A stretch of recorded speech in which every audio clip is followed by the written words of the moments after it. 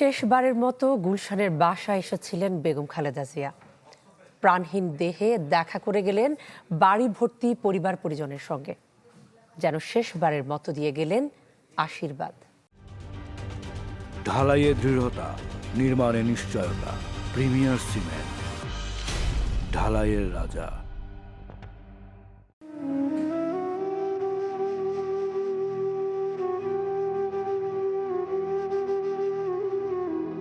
যে চৌহদ্দিতে কেটেছে জীবনের অনেকটা সময়, সেই আঙিনায় শেষবারের মতো গুলশানের বাসভবন ফিরোজার পাশে ছেলে তারেক রহমানের ১৯৬ নম্বর বাসায় যখন খালেদা জিয়ার মরদেহ নিয়ে আসা হয়, তখন দেয়াল জুড়ে যেন প্রতিধ্বনিত হচ্ছিল স্বজনদের আহাজারি।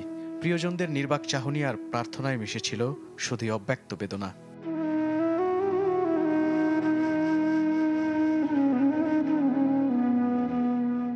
এভার কেয়ার থেকে গুলশানের ১৯৬ নম্বর বাসায় মরদেহ আনার পর থেকেই ছেলে তারেক রহমান ছিলেন প্রার্থনারত। এ সময় দল ও পরিবারের অনেকেই তারেকের পাশে দাঁড়ান।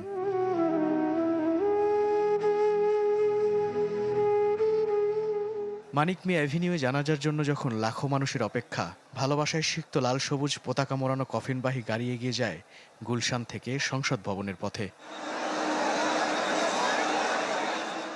জানাজার পর বিএনপি চেয়ারপারসনের মরদেহ নিয়ে যাওয়া হয় জিয়া উদ্যানে স্বামীর সমাধিসৌধে। পথের দুধারে শোকাচ্ছন্ন জনস্রোত শেষ বিদায় জানান সাবেক প্রধানমন্ত্রীকে।